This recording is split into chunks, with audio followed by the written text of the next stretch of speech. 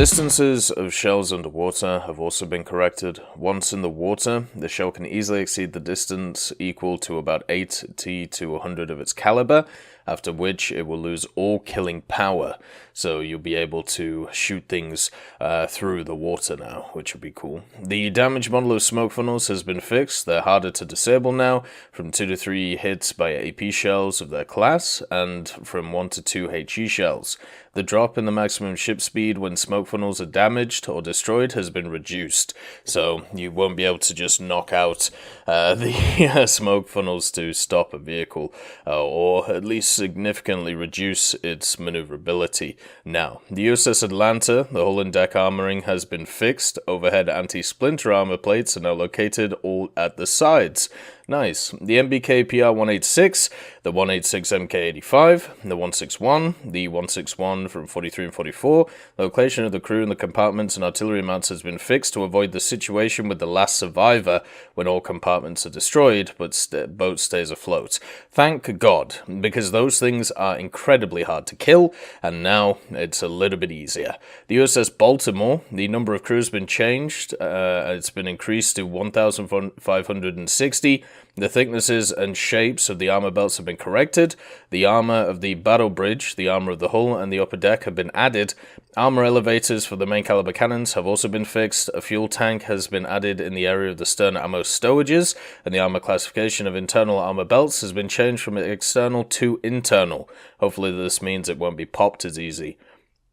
The USS New Orleans, the number of the crew has been increased to 1,183. The shape and thickness of the armor belts, armor stowages, protection, armored decks has also been fixed.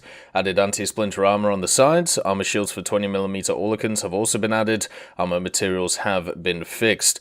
The USS Northampton, it now has an increased crew to 872. The Pensacola, 923. And the Portland has 1,033, all increasing their survivability.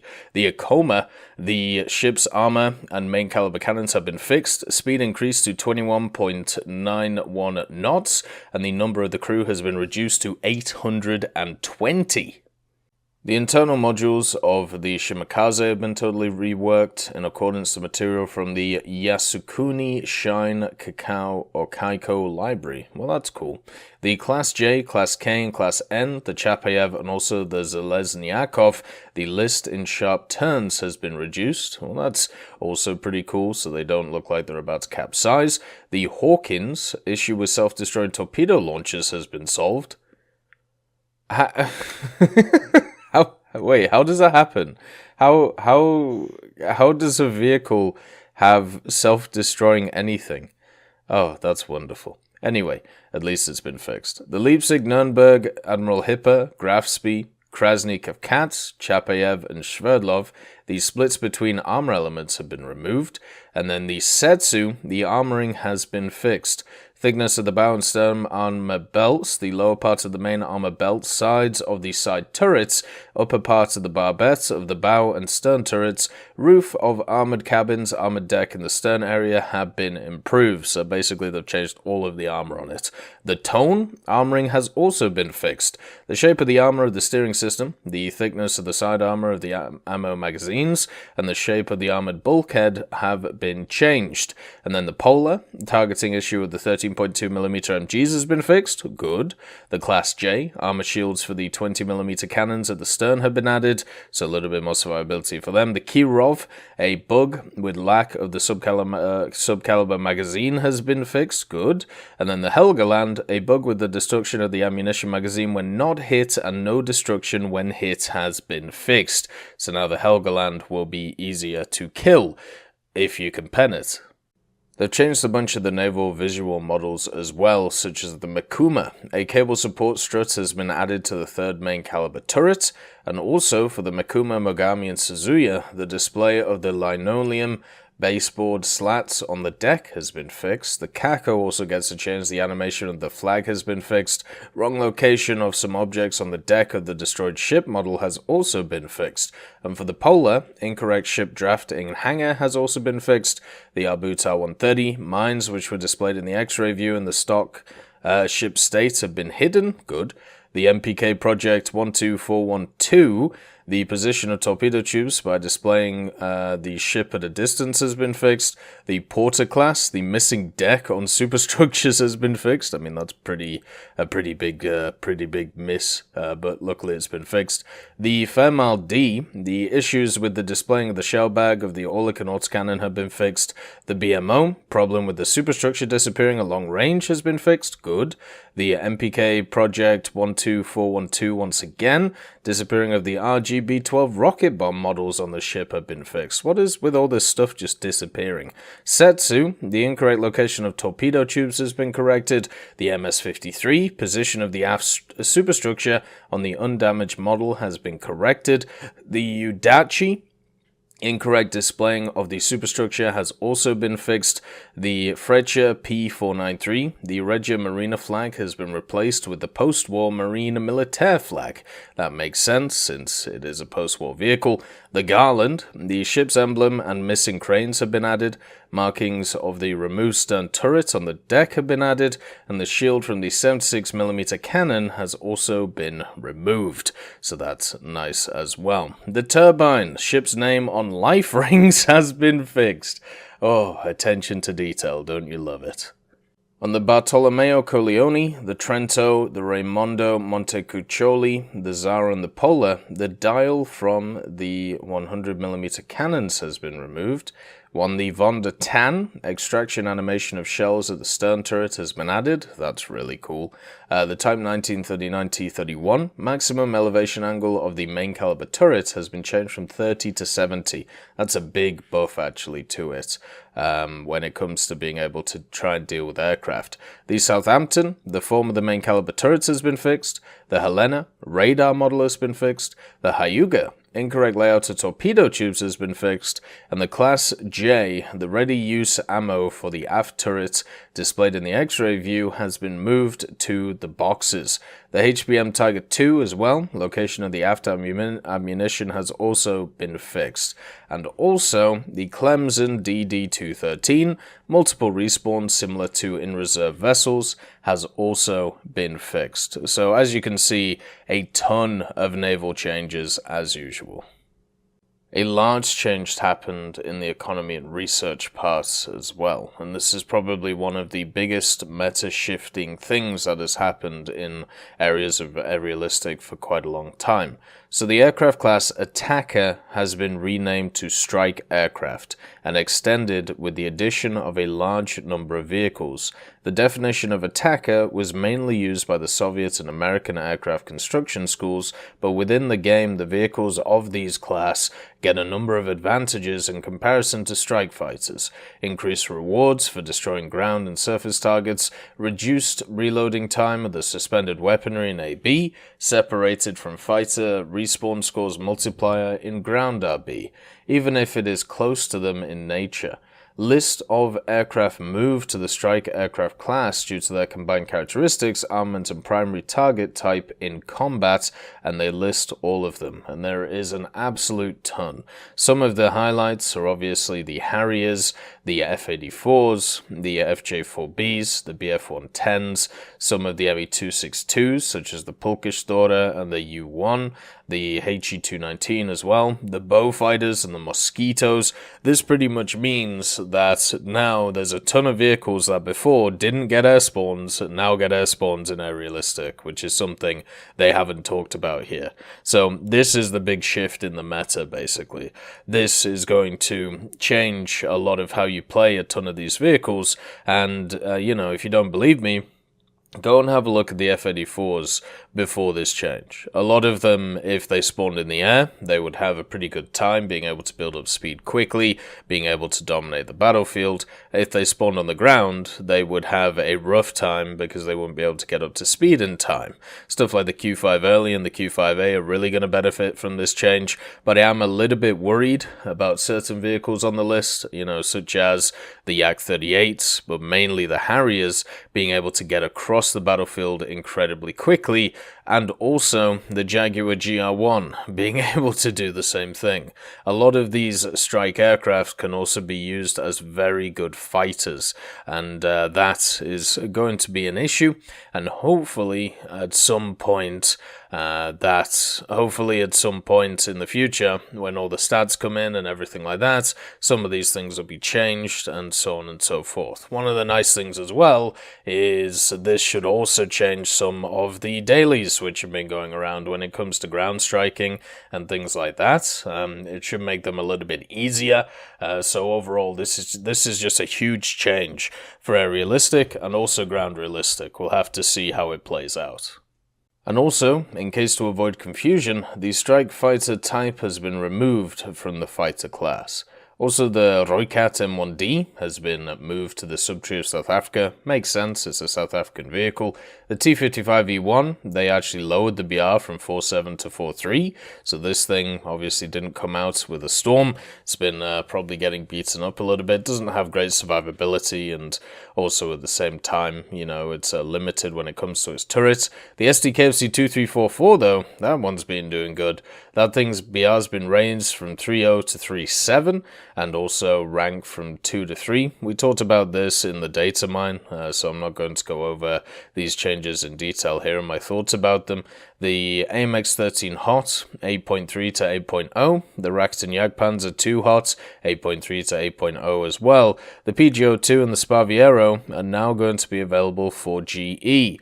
I'm wondering if they're going to add the missiles to those things at some point, since they're now available to everybody as Golden Eagle purchases. They've also changed a bunch of parameters when it comes to research, purchase, and crew training for a bunch of vehicles. So they moved the T-14 to rank 3 and also increased its GE cost to 1750 GE. This will be a good vehicle to use in events and stuff like that, and also now makes more sense being at that rank with the BR that it has. The Panzerjäger 1 and the 150mm SLG have switched places. This is because the 150mm keeps going down in BR. The Panzerjäger is technically better than it. The Panzer G and the F have also switched places. This is because of, once again, BR changes. The Issue 122 and ZIS 30 have switched places. Once again, BR changes. T-54-49 moved to the position before the T-54, 47 and 51 group. Once again, that was because it was lowered in BR to 7.3 and the other guys were left at 7.7. The YAG-10 29K was moved to rank 2 after the Su-57, so hopefully it'll see a bit more play. The Ho Reproduction and Type 75 SPH also switched places because of BR changes. The M18 and ISU 152 also switched places. Remember, all of these switching of places are based on BR changes which happened a couple of weeks ago when it came to the game. It's been quite a long time coming that these research changes have come in, but it's nice that they have. Britain, also the Challenger and the Comet have switched. The Swingfire has also been moved to rank 5, and a lot of British vehicles have been altered in their RP cost. The Automatic has been moved after the Saddam Mistral at rank 7, but the Saddam Mistral does also stay rank 7. So now you just have 2 rank 7 vehicles, with the Automatic being the end of the line vehicle. So the Saddam Mistral will be a little bit easier to research, but the Automatic will now be harder. The 105, 25 M43 and the 75, 34 M43 have both been moved to rank 2, and the CCKW 353AA was moved to rank 2 also. There's a bunch of aviation tech tree changes as well. The P47N15 was moved after the P51D group with the D5 and the D30. The F6F5 was moved to rank 3 after the F4U1D and combined into a group with the F6F5N. That's obviously a positive change, making the grind a little bit easier. The G1, G2, JU87 group was moved to the position before the D3 and the D5 one. That's good, since the G1s are worse than the D series. The The Dotoo 17 N1 and N2 was moved to rank 2. Both of those are quite hard vehicles to play. The BF-110G2 and BF-110G4 group was moved to rank 3, so now they'll be useful for events. The Focke-Wulf 190A4 is now at rank 3, and the Focke-Wulf 190A5 was grouped with the A5U2, the standard A5, and obviously the other A as well. The Yak 9K and 9T switched places, and so did the Yak 15 and 15P. These, once again, because of BR changes. And the Key 10 2K, or C, I believe it is grouped with the Key 10. So that makes it just a little bit easier to research too, even though I'm not sure you can even get the Key 10 2C anymore. I mean, I know I have it, but I think it was removed, but I might be wrong about that. Bunch of changes for Italy too. The Breda 88 has been moved to rank 1. The RE 2001CN has moved to rank 3, so can now be used for events. The P108 Series 2 has been moved to rank 2, and the 108B Series 1 has been moved to rank 3. The SM91 is also a rank 3, and because of this, the requirement for unlocking a rank 5 is reduced from 6 to 5 vehicles. Obviously, if it was kept at 6, you wouldn't really be able to get through it because there isn't enough vehicles there. The CL-13 Mark IV was also moved to rank 5, and the requirement for unlocking rank 6 vehicles has been increased from 3 to 4 vehicles, which is fair. You just have to go down each of the lines to be able to do it. The MD-450B Barujon grouped with the Orujon, thank God, so you don't have to play both of them or get through both of them. They are both very, very, very mediocre vehicles. The MD-4522C moved after the MD-4522A. Makes more sense now in the tech tree, even though that area for French is, the jets are very subpar, especially with the most recent BR changes that came in, but at least now it's easier to grind through them. The Fairmile D697 and the Brave Class P1011 have also switched places, which was based on BR changes made a while back.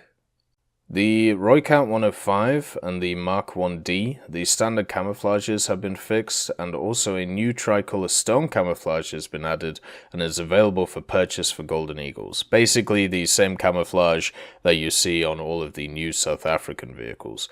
The Class 3P, the Desert Lake camouflage, corrected to Desert camouflage of the RSA Armed Forces, good old Republic of South Africa, good stuff. The identification marks and decals on the following vehicles have been transferred to the standard camouflage layer.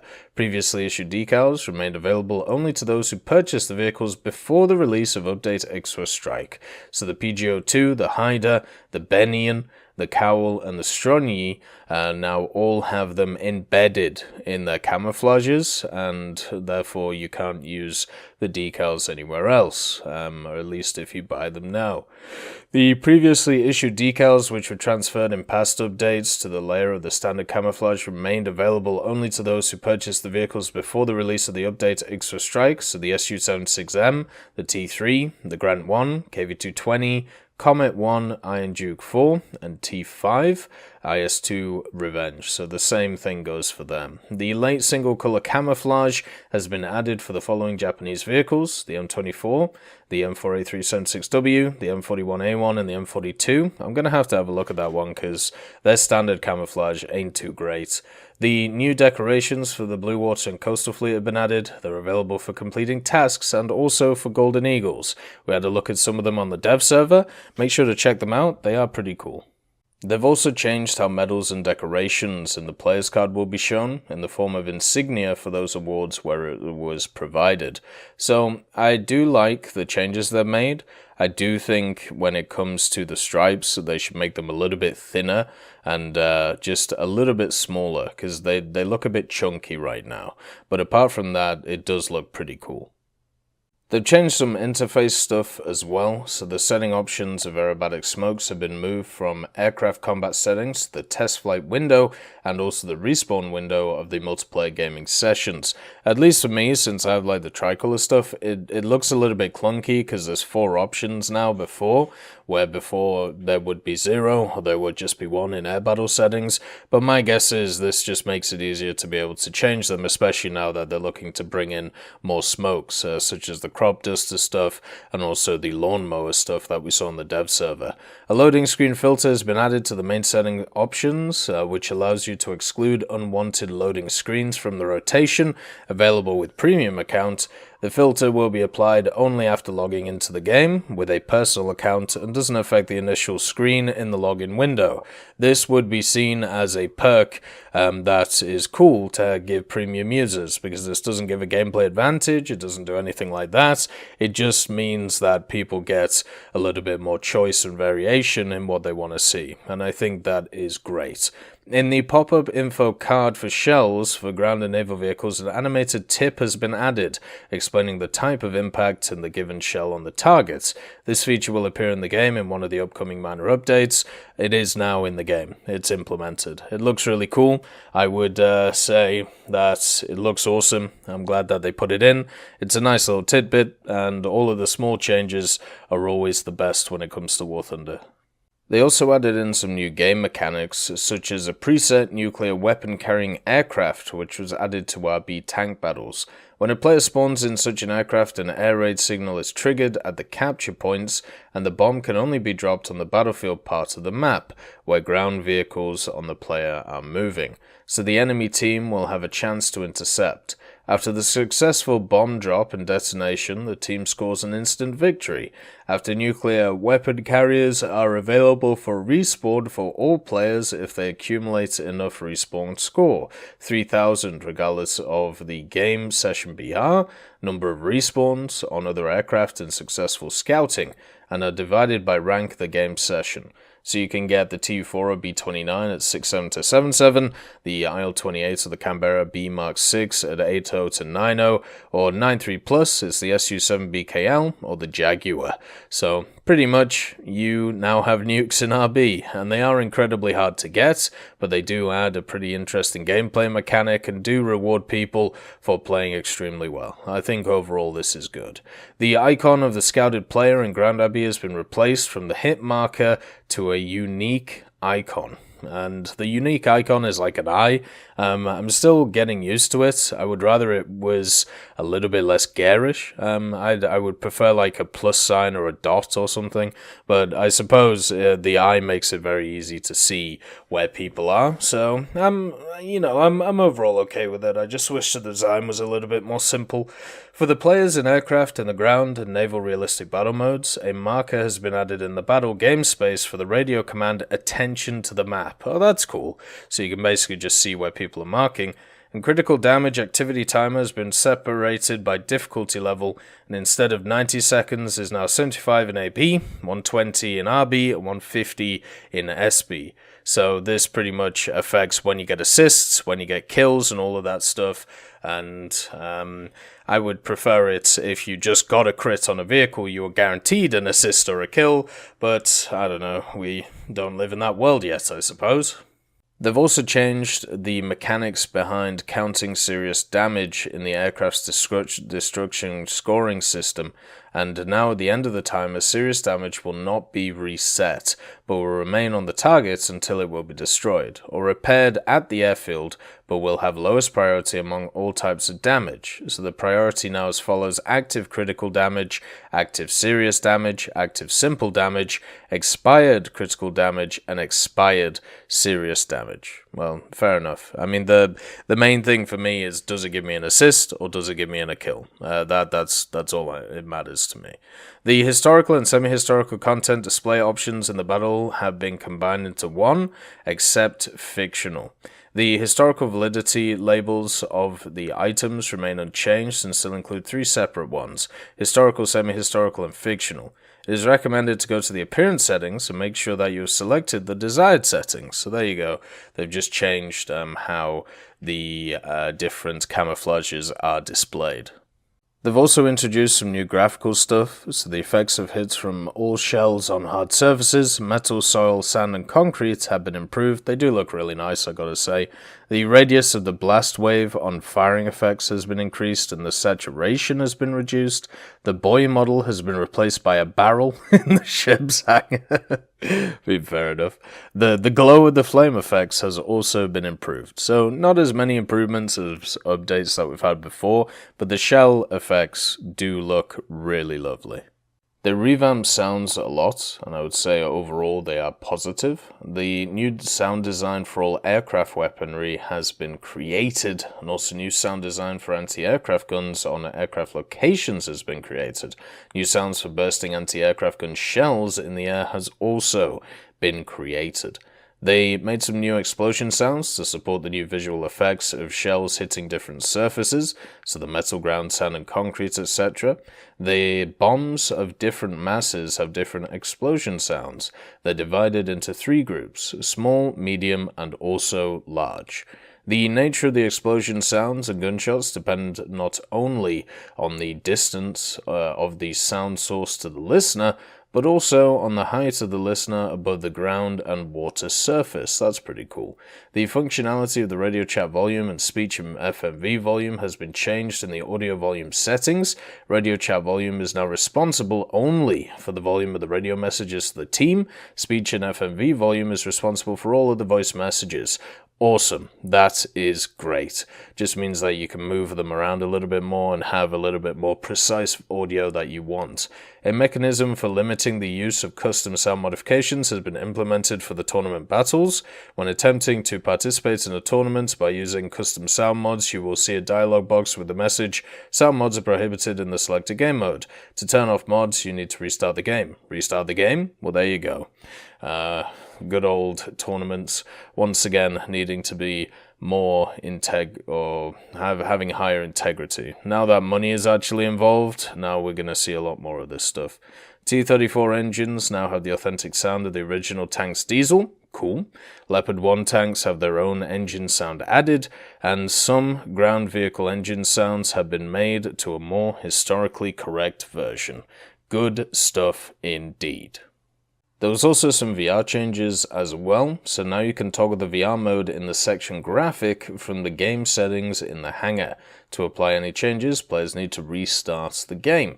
A display of marks of collimator sights has also been corrected. Now their scale corresponds to the size of the marks when using a monitor. And a bug has also been fixed where the collimator sight might shift to the side of the motion when turning your head, which was causing the incorrect indication of the aiming point. And a bug has also been fixed where in VR mode, the tank damage indicator sometimes wasn't shown. So there you go, a bunch of stuff for VR. And one thing to say is this update is quite a large update.